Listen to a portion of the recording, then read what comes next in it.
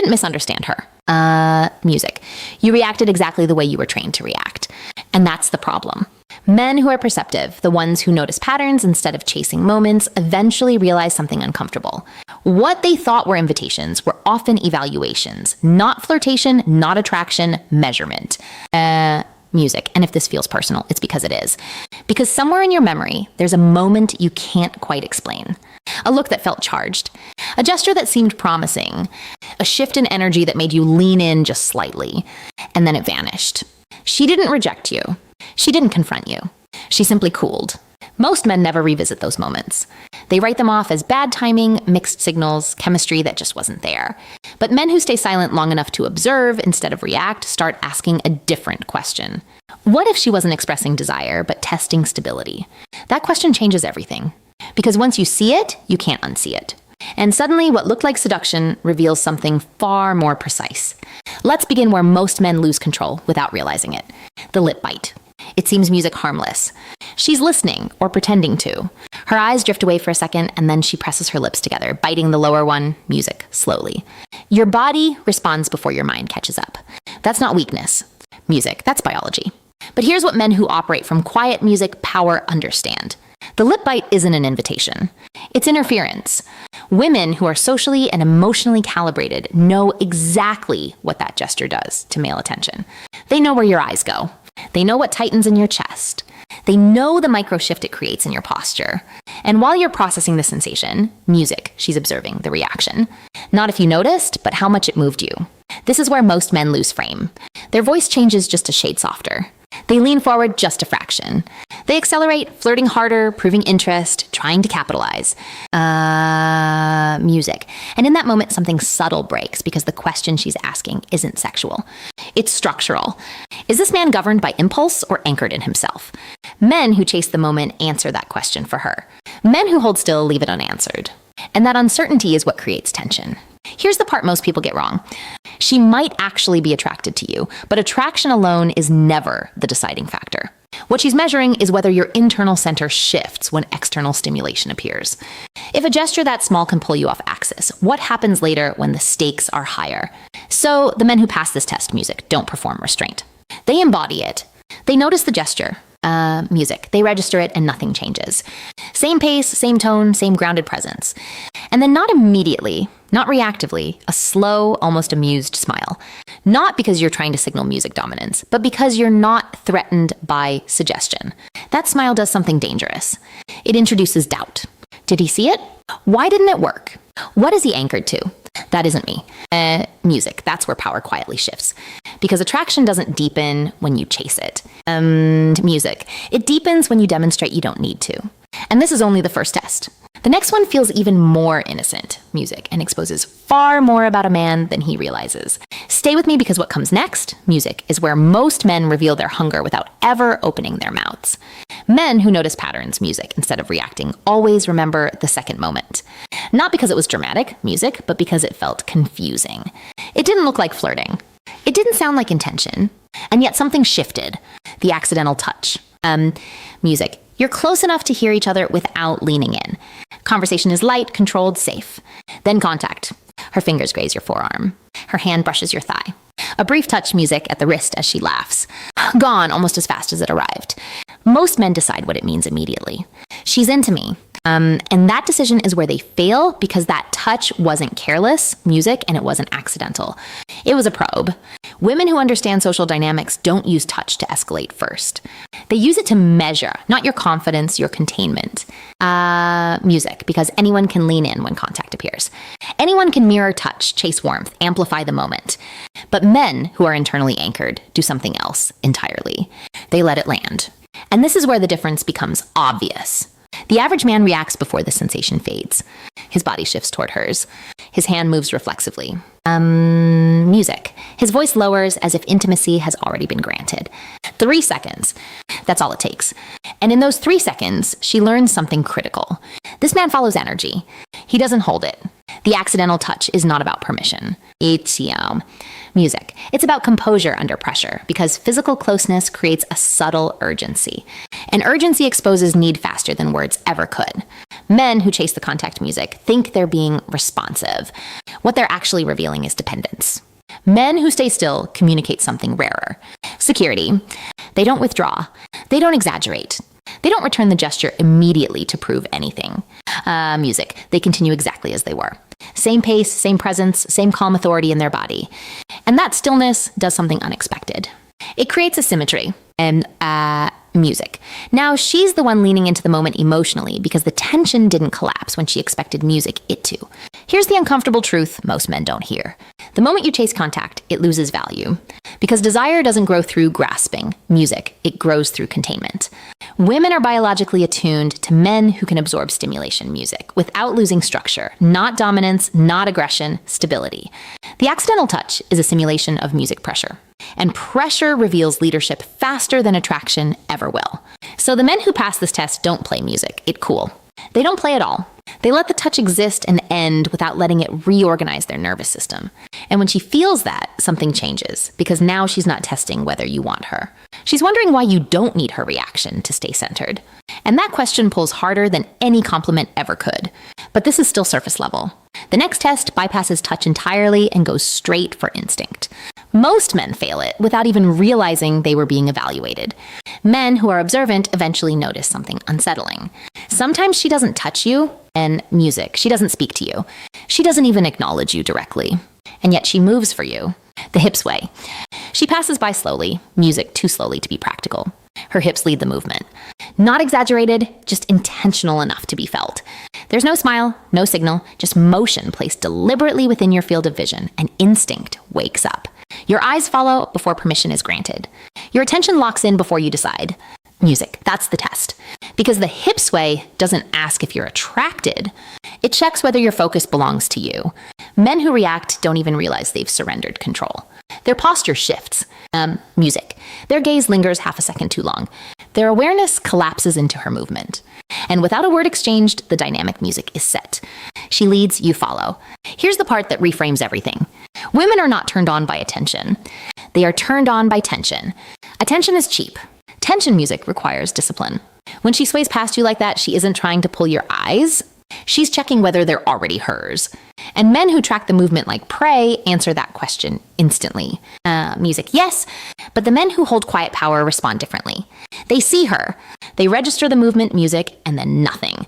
No prolonged stare, no visible hunger, no shift in center. If eyes meet, it's brief, direct, unapologetic, 1 second. Then they disengage calmly, not nervously, not performatively. Music? That moment creates something dangerous because now she's seen but not rewarded. And that tension lingers. She wonders whether you noticed music why you didn't pursue.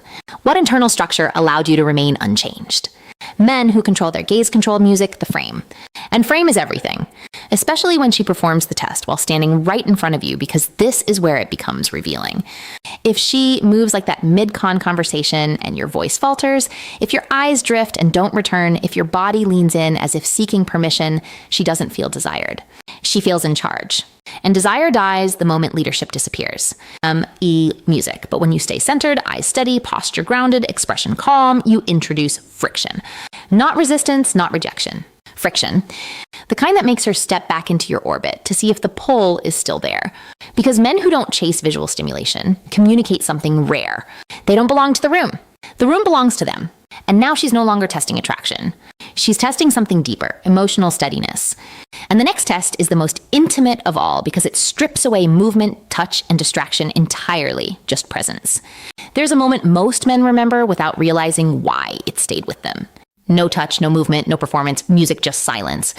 The lingering eye contact. Your mid-con conversation energy is relaxed, familiar. Then she stops blinking. Her eyes settle into yours. Not playful, not polite, music present. An extra second passes, then another, and suddenly the room disappears. This isn't flirtation. This isn't romance. This is exposure. Because when a woman holds eye contact like music that, she's not looking at you. She's looking through you. Women use eye contact the way surgeons use light to reveal instability. She's not searching for confidence. She's searching for self-agreement. Does this man collapse when seen? Does he reach for validation? Does Does he try to perform his way out of stillness? Most men do. They laugh music too quickly. They talk too fast. They smirk too early. They widen their eyes to look confident or avert them to escape pressure. All of it is movement. And movement in this music moment is surrender. Men who haven't anchored themselves internally experience lingering eye contact as threat, because being seen without distraction forces one question to the surface. Who am I when I'm not performing? Music. The men who fail this test aren't weak. They're unfamiliar with stillness. But men who operate from music quiet power do something different. They don't harden. They don't stare aggressively. They don't freeze. Music. They remain eyes relaxed, jaw loose, breath steady. They let her see exactly what she came to inspect. Not bravado, not emptiness, presence. And something critical happens in her nervous system. Because a man who can hold eye contact without changing, without seeking approval or dominance, is a man who won't unravel later. He won't flinch during emotional tension. Music. He won't overcorrect when conflict appears. He won't disappear when intimacy deepens. This is why this test matters. Her eyes are a mirror, not for your value, but for your regulation. And when you don't blink emotionally, she relaxes. Music. That relaxation isn't comfort, it's trust. Here's the paradox most men miss. You don't pass this test by doing anything. You pass it by not needing to. When the moment naturally resolves, you allow it to. A subtle smile, not to charm, not to impress, but to acknowledge. Then you return to what you were doing. Music, and that restraint imprints. But there's one final test, the most decisive one, because it doesn't challenge your attention or your discipline or even your emotional steadiness. Because the men who don't cling to intensity are the men intensity follows. It challenges your command of space, and almost no one is taught how to hold it. This is the moment most men mislabel as a green light, music, because it feels physical, immediate, unmistakable, and it isn't. The close distance shift. You're standing still by the bar near a wall in conversation. Music. Then she steps closer. Not enough to touch. Not far enough to ignore. Her voice lowers. Her body angles inward. Music. Her presence fills the space between you before her words do. And your music nervous system reacts. Heart rate shifts. Thoughts accelerate. Instinct whispers. Act now. This is where nearly music everything collapses. Because this move isn't seduction, it's calibration. Women are acutely sensitive to spatial energy. Not socially, biologically. When she enters your space without asking, she isn't offering closeness. Music. She's watching what you do with it. Do you freeze? Do you retreat? Do you rush forward and close the gap as if permission was granted? Most men do one of three things. They lean in fast, trying to lock the moment. They touch her prematurely. Waist, music, arm, lower back, or they shrink, losing posture, losing presence. Each response answers the same question. This man cannot regulate tension. Music and regulation is what she's testing for. Because closeness creates pressure, and pressure reveals leadership. Men who misread this moment confuse proximity with readiness. They assume intent where there is only curiosity. They collapse space instead of holding it. And the instant they do, she steps back. Not because she's offended, but because the experiment is over. The man reacted. Men with quiet power do something that feels almost unnatural. They let the new distance exist. They don't move forward. They don't move away. They don't fill the silence. Music. They allow the air to thicken. Their voice stays steady. Their body stays loose. Their eyes remain grounded, not hungry, not music distant. And something subtle but profound happens. She feels held without being touched. Because space is music, not just physical, it's psychological. The man who can maintain composure when distance closes is the man who can lead emotionally without force. He doesn't need to escalate. Music. He doesn't need to retreat. He doesn't need to prove anything. And that restraint is rare. It signals something deeper than attraction. Capacity. The ability to carry intensity without discharging it. And when she senses that, music, she stops testing because now she knows. But there's something even more important than passing individual tests. What matters is what these moments reveal together. Because once you see the pattern, you don't just behave differently. You become different. That's where this ends. Music, and that's where it finally begins. There's a reason none of these moments ever felt obvious while you were inside them. Because they were never meant to be obvious. They were meant to feel natural, while quietly extracting information. What you've just seen isn't 5 separate signals. It's one continuous evaluation. A woman doesn't ask, do I like him? She asks something far more instinctive. Does this man move himself? Or does the world move him? That's the thread running through everything. The lip bite music tested impulse. The touch tested hunger. The hip sway tested focus. The eye contact tested emotional stability. Music. The close distance tested spatial leadership. Not one of them asked you to act. Every one of them watched to see if you would. And this is the reframe most men never get. You weren't music wrong. You weren't weak. You weren't clueless. You were operating without the full map because no one teaches men that attraction doesn't unfold through effort. It unfolds through containment. Men who react feel alive in the moment, then confused when the energy disappears. Men who observe feel calm in the moment, then notice something, follow them afterward. Interest, respect, curiosity, not because they demanded it, because they didn't leak it. This is what separates men who are constantly trying to read signals from men who become the signal. The second group doesn't chase chemistry. They create a stable emotional environment where chemistry can exist. They don't rush tension. They don't collapse silence. They don't grab at moments that were never meant to be seized. They let things reveal themselves. And once you understand this, something inside you settles. You stop performing. You stop music guessing.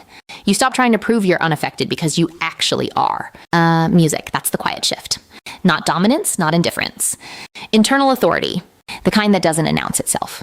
The kind that doesn't explain itself. The kind that changes how people respond to you without you doing anything new. And once you see the tests for what they are, they stop feeling like traps. They become mirrors. And the man who doesn't flinch when the mirror appears is the man women stop testing because they already know the answer.